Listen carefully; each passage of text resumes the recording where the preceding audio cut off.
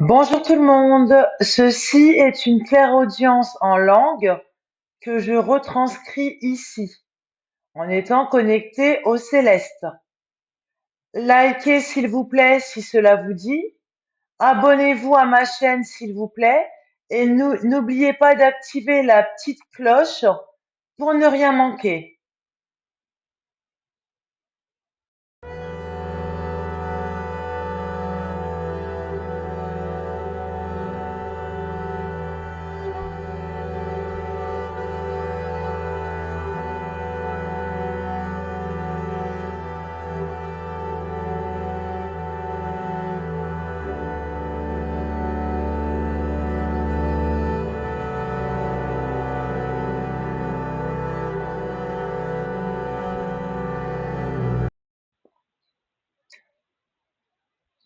Templato, donc c'est en italien. Tout le texte, hein, c'est en italien. Templato che vivrò un'ultima la via come contra Gesù-Christ. Or ado la came di quenta centamile, dovano provaro la simple che umani dola ci fanno dita. En français, modèle que je vis en chemin définitif comme avec Jésus-Christ. Oh, j'adore le nom de 500 000. J'ai dû essayer la chose simple que les doigts humains nous font.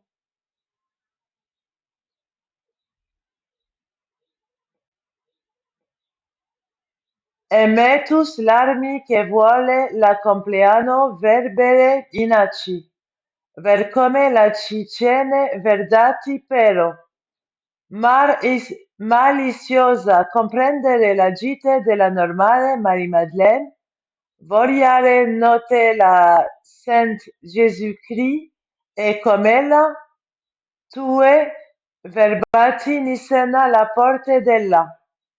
En français, oh. Aimez-nous les bras qui veulent que la fête d'anniversaire boive de l'acide. Voyez comment nous organisons des dîners?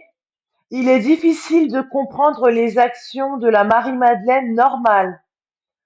Veuillez noter la Saint Jésus-Christ et la manière dont vos paroles doivent être à la porte de l'église.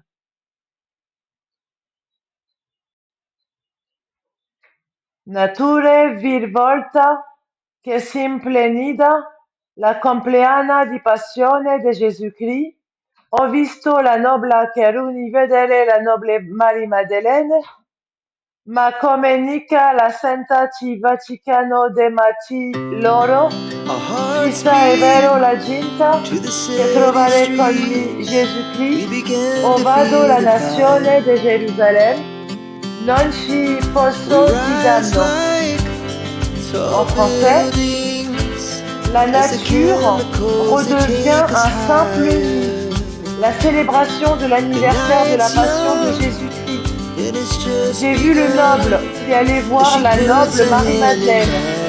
Mais comment le Vatican vous en parle-t-il? Il est vrai que, trouvant Jésus-Christ avec moi, je pars vers la nation de Jérusalem. Je ne peux pas le dire.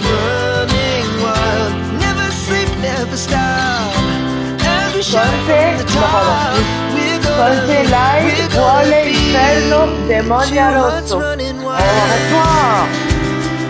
Désolé. Conte l'ai vuole inferno demonia rosso. Roma il pape non trovare la grave.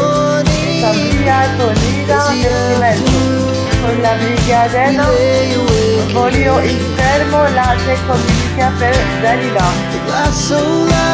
Contre, de l'enfer et du diable comme vous voyez de l'enfer et du diable.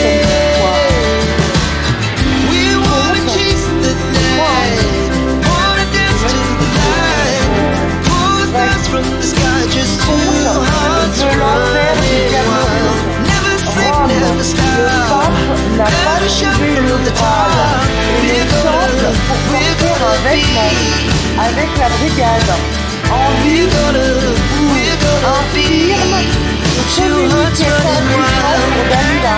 Et Dalila, c'est moi. Marie Madeleine, Gino De Lara, Sati Conlevo, la trompare di Gesù, mi sento macchiavellico cerca, e ma come vedo la si vuole. Mi va un vino, Gesù, non passarsi l'ara, metterla ova di verde.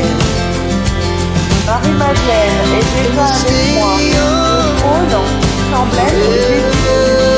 Le saint Machiavélique le vit certainement, comme je le vois en détail. Cela ne se produit pas en cas de besoin. Jésus-Christ ne me passe pas par les Jésus pour moi.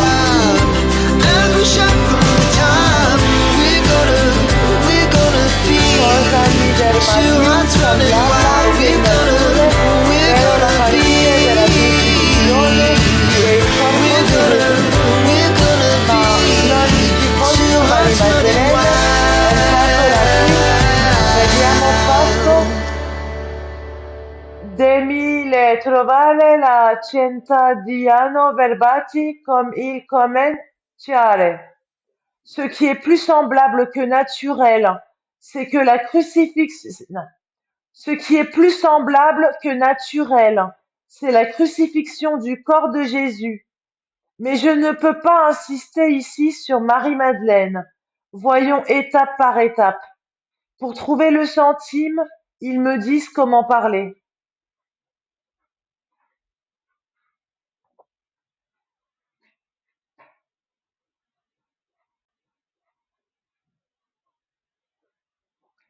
Ve mio debite la girodino con maline mari de Magdala, permette la trompani compagnie ni veder o viso.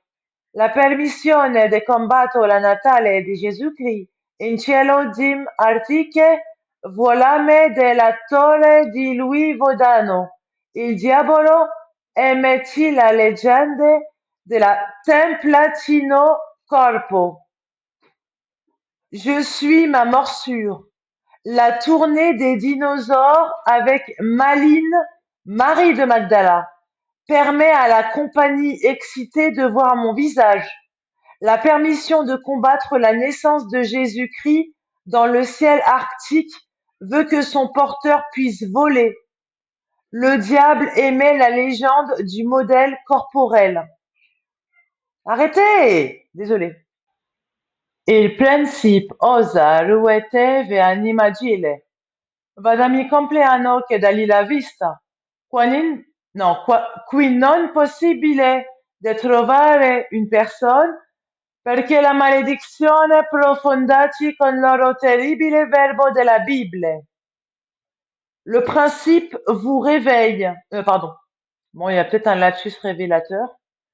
Le prince vous réveille et vous redonne une âme douce. Allez, je suis content de voir Dalila, donc c'est moi. Ici, il n'est pas possible de retrouver une personne, car la malédiction s'approfondit avec leur terrible verbe de la Bible. Donc ces passages, Ésaïe 42, Romains chapitre 3 et Apocalypse 22 que nous allons lire ensemble. Ésaïe 42. Voici mon serviteur que je soutiens, celui que j'ai choisi qui fait toute ma joie. Je lui ai donné mon esprit et il établira la justice pour les nations. Mais il ne criera pas, il n'élèvera pas la voix, il ne la fera pas entendre dans les rues, il ne brisera pas le roseau qui se ploie et il n'éteindra pas la flamme qui faiblit, mais il établira le droit selon la vérité. Il ne faiblira pas et il ne ploiera pas jusqu'à ce qu'il ait établi la justice sur terre, jusqu'à ce que les îles et les régions côtières mettent leur espoir en sa loi.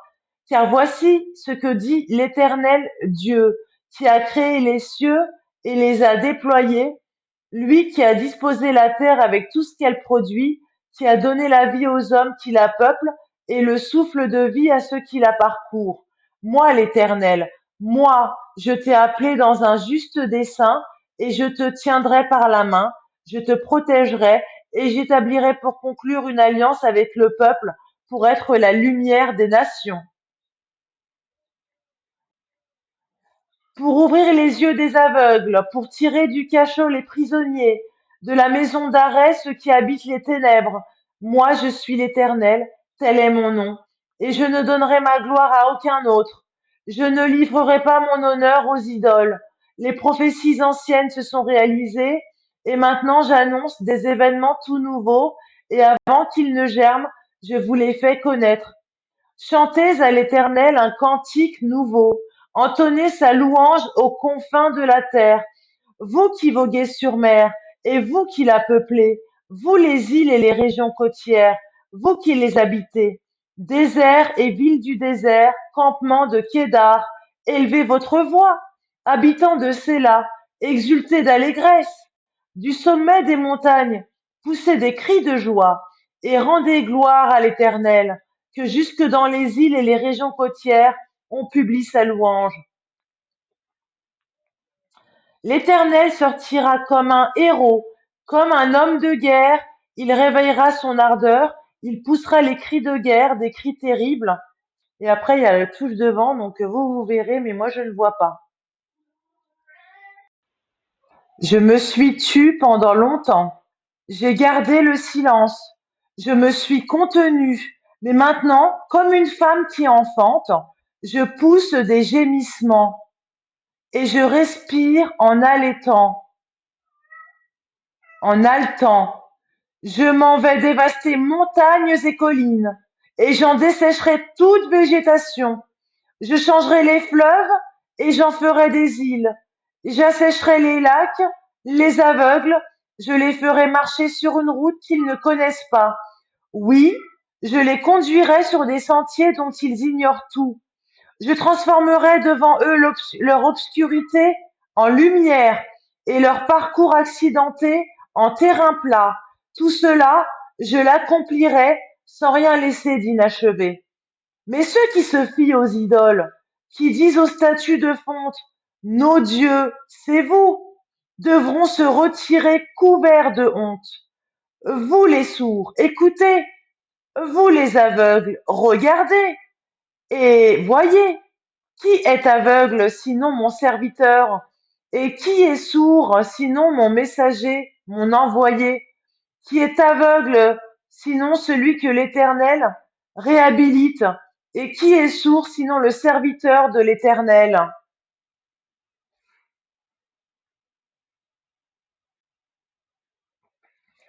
Tu as vu bien des choses, tu n'as rien retenu. Tu as l'oreille ouverte, tu n'as rien entendu. Mais à cause de son salut, l'Éternel a voulu rendre sa loi magnifique et sublime. Et cependant, voilà un peuple pillé et dépouillé.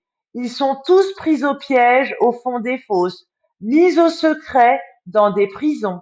Ils sont pillés et nul ne les délivre. On les a dépouillés et aucun ne dit restitue. Qui parmi vous prêtera donc l'oreille?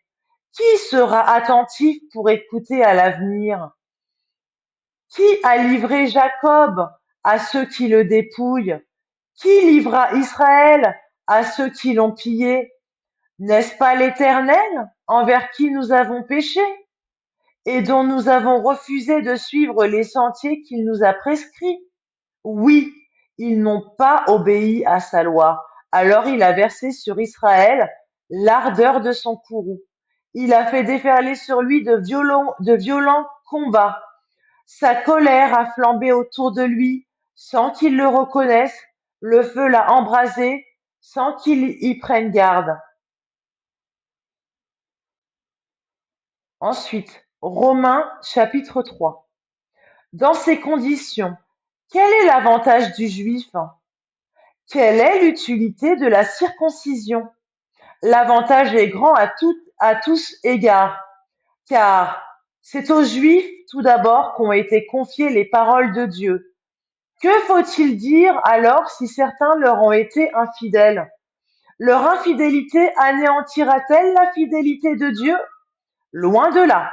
Il faut que Dieu soit reconnu comme disant la vérité et tout homme qui s'oppose à lui comme menteur, car il est écrit, tu seras toujours reconnu juste dans tes sentences et tu seras vainqueur lorsque tu juges. Mais si notre injustice contribue à prouver que Dieu est juste, que trouvons-nous à dire? Dieu n'est-il pas injuste quand il nous fait subir sa colère? Bien entendu, je raisonne ici à la manière des hommes. Dieu injuste? Loin de là. Autrement, comment Dieu pourrait-il juger le monde? Ou dira-t-on encore, si mon mensonge fait d'autant mieux éclater la vérité de Dieu et contribue ainsi à sa gloire, pourquoi serais-je encore condamné comme pécheur? Chut. Et pourquoi ne pas aller jusqu'à dire, faisons le mal pour qu'en sorte le bien? Certains du reste nous calomnient en prétendant que c'est là ce que nous enseignons. Ces gens-là méritent bien d'être condamnés. Que faut-il donc conclure? Nous les Juifs, sommes-nous supérieurs aux autres hommes? Pas du tout. Nous avons en effet déjà démontré que tous les hommes, juifs ou non, sont également coupables. L'Écriture le dit. Il n'y a pas de juste, pas même un seul. Pas d'homme capable de comprendre, pas un qui cherche Dieu. Ils se sont tous égarés, ils se sont corrompus tous ensemble. Il n'y en a pas qui fasse le bien, non, pas même un seul. Leur gosier ressemble à une tombe ouverte, leur langue sert à tromper. Ils ont sur les lèvres un venin de vipère. Leur bouche est pleine d'aigres malédictions. Leurs pieds sont agiles quand il s'agit de verser le sang. La destruction et le malheur jalonnent leur parcours. Ils ne connaissent pas il y a le bouton devant, donc vous pourrez lire normalement. À leurs yeux, révérer Dieu n'a aucun sens. Or, nous le savons, ce que l'Écriture dit dans la loi, elle l'adresse à ceux qui vivent sous le régime de la loi. Il en est ainsi pour que personne n'ait rien à répliquer et que le monde entier soit reconnu coupable devant Dieu. Car personne ne sera déclaré juste devant lui parce qu'il aura accompli les œuvres demandées par la loi. En effet, la loi donne seulement la connaissance du péché. Mais maintenant Dieu a révélé comment il nous déclare justes sans faire intervenir la loi, comme l'avaient annoncé les livres de la loi et les écrits des prophètes. Dieu déclare les hommes justes par leur foi en Jésus-Christ. Et cela s'applique à tous ceux qui croient, car il n'y a pas de différence entre les hommes. Tous ont péché, en effet, et sont privés de la glorieuse présence de Dieu, et ils sont déclarés justes par sa grâce. C'est un don que Dieu leur fait par le moyen de la délivrance apportée par Jésus-Christ. C'est lui que Dieu a offert comme une victime destinée à expier les péchés, pour ceux qui croient en son sacrifice. Ce sacrifice montre la justice de Dieu qui a pu laisser impunis les péchés commis autrefois au temps de sa patience. Ce sacrifice montre aussi la justice de Dieu dans le temps présent, car il lui permet d'être juste tout en déclarant juste celui qui croit en Jésus. Reste-t-il encore une raison de se vanter? Non, cela est exclu. Pourquoi? Parce que ce qui compte, ce n'est plus le principe du mérite, mais celui de la foi. Voici donc ce que nous affirmons. L'homme est déclaré juste par la foi sans qu'il ait à accomplir les œuvres qu'exige la loi. Ou alors, Dieu serait-il seulement le Dieu des Juifs? N'est-il pas aussi le Dieu des non-Juifs? Bien sûr, il est aussi le Dieu des non-Juifs, car il n'y a qu'un seul Dieu qui justifie les Juifs en raison de leur foi et qui justifie aussi les non-Juifs au moyen de leur foi. Mais alors, est-ce que nous annulons la loi au moyen de la foi? Et vous verrez la suite parce qu'il y a le bouton devant, je suis désolée. Et enfin, Apocalypse chapitre 22. Donc, il me semble que c'est le dernier chapitre de l'Apocalypse. Finalement, l'ange me montra le fleuve de la vie, limpide comme du cristal, qui jaillissait du trône de Dieu et de l'agneau. Au milieu de l'avenue de la ville, entre deux bras du fleuve, se trouve l'arbre de vie. Il produit deux récoltes. Chaque mois, il porte son fruit. Pardon. Ses feuilles servent à guérir les nations.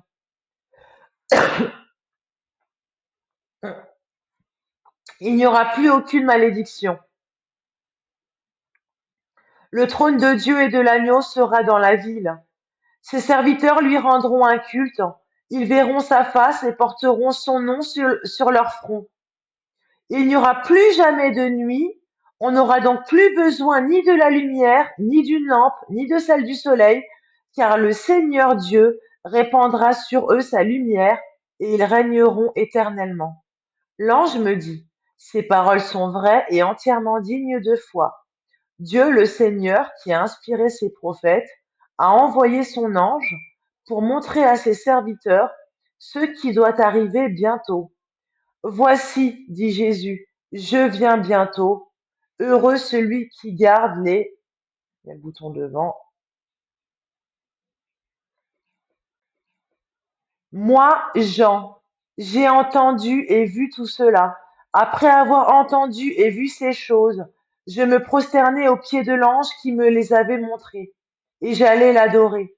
Non, me dit-il, ne fais pas cela. Je suis ton compagnon de service et celui de tes frères, les prophètes, et de ceux qui obéissent aux paroles de ce livre. Adore Dieu. Et il ajouta, ne tiens pas secrètes les paroles prophétiques de ce livre, car le temps de leur accomplissement est proche. Que celui qui commet le mal continue à mal agir, que celui qui est impur continue à s'adonner à l'impureté, mais que celui qui est juste continue à faire ce qui est juste, et que celui qui vit pour Dieu continue à vivre pour lui. Oui, dit Jésus, je viens bientôt. J'apporte avec moi mes récompenses pour rendre à chacun selon ce qu'il aura fait. Je suis l'alpha et l'oméga, le premier et le dernier, le commencement et la fin. Je suis l'alpha et l'oméga, le premier et le dernier, le commencement et la fin. Heureux ceux qui lavent leurs vêtements. Ils auront le droit de manger du fruit de l'arbre de vie et de franchir les portes de la ville. Mais dehors, les hommes ignobles, ceux qui pratiquent la magie, les débauchés, les meurtriers, ceux qui adorent des idoles, et tous ceux qui aiment et pratiquent le mensonge. Moi, Jésus, j'ai envoyé mon ange pour rendre témoignage à ces vérités destinées aux églises. Je suis le rejeton de la racine de David. Son descendant, c'est moi, l'étoile brillante du matin. Et l'esprit et l'épouse disent, viens. Que celui qui entend ces paroles dise, viens. Que celui qui a soif vienne. Que celui qui veut de l'eau de la vie la reçoive gratuitement. Et enfin, dernière page. Moi, je le déclare solennellement à tous ceux qui entendent les paroles prophétiques de ce livre. Si quelqu'un y ajoute quoi que ce soit, Dieu ajoutera à son sort les fléaux décrits dans le livre. Si quelqu'un retranche quelque chose des paroles prophétiques de ce livre, Dieu lui ôtera tout droit à l'arbre de vie et de la ville sainte décrit dans ce livre. Le témoin qui affirme ces choses déclare, oui, je viens bientôt. Oh oui, qu'il en soit ainsi. Viens, Seigneur Jésus, que le Seigneur Jésus accorde sa grâce à tous.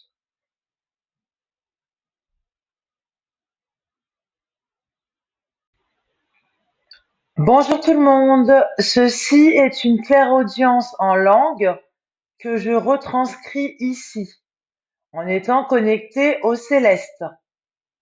Likez s'il vous plaît si cela vous dit.